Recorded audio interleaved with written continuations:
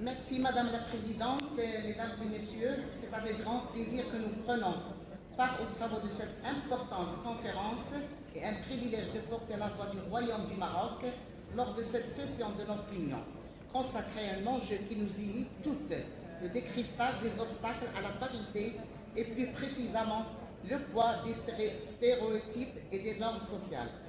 Dans la marche mondiale vers l'égalité, nous avons collectivement remporté de grandes batailles juridiques. Au Maroc, sous la vision éclairée de Sa Majesté le roi Mohamed VI, l'égalité des droits et l'objectif de parité sont consacrés par notre Constitution. L'évolution de nos textes, y compris le dialogue serein et inclusif au cours sur le Code de la famille, prouve la formidable dynamique institutionnelle de notre pays. Cependant, nous faisons tout un constat partagé. Le temps juridique est souvent plus rapide que le temps social. L'obstacle principal à la parité aujourd'hui ne se dresse plus dans nos textes de loi, mais réside dans ces freins invisibles qui sont les stéréotypes et certaines habitudes d'esprit. Ces normes sociales ne relèvent pas nécessairement d'un rejet intentionnel.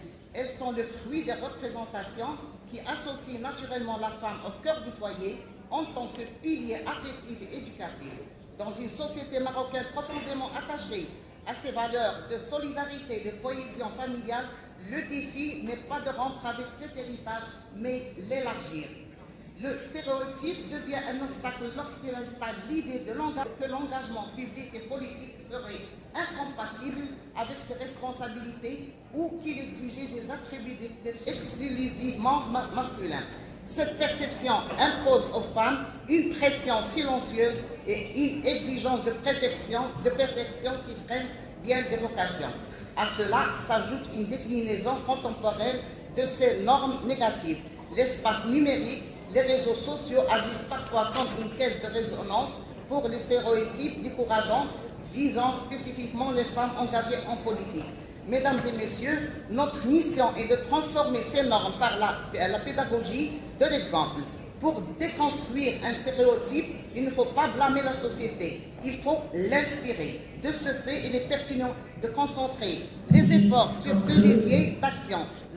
Premier levier, la normalisation de leadership féminin et deuxième levier, l'éducation à la complémentarité. Les lois nous ont ouvert les portes de nos parlements. C'est désormais par le dialogue, l'éducation et la solidarité que nous ferons évoluer des esprits avec sérénité et confiance en l'avenir. Et merci.